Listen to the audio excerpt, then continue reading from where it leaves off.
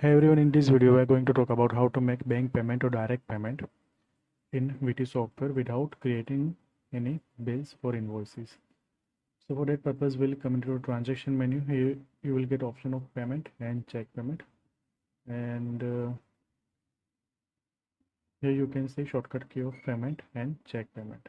Okay, let's make payment of rent. Now first of all, you need to select the bank. You need to enter the reference number, then date. In paid to tab, you can enter the name of the supplier if you want to enter. I simply enter rent expense. Then after amount, now in expense ledger, I simply select rent and save the transaction. Okay, as you can see our transaction.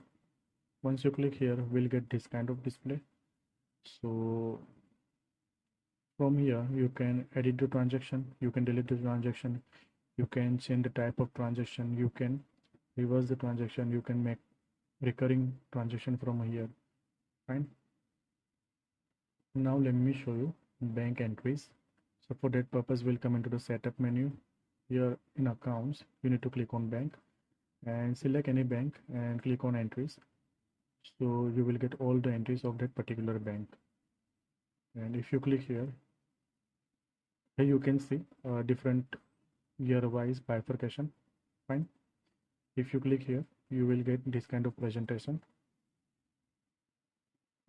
You can also print this transaction, you can copy transaction, you can change layout of transaction. Fine.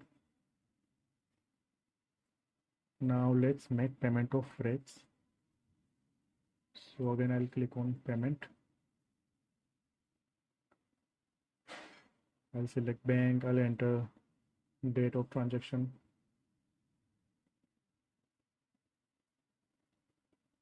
rates, then after I enter amount, rates, and you can also create new ledgers from here. Okay, from this button. Now enter details, rates, and save. So in this manner we can book direct payment or bank payment in VT software.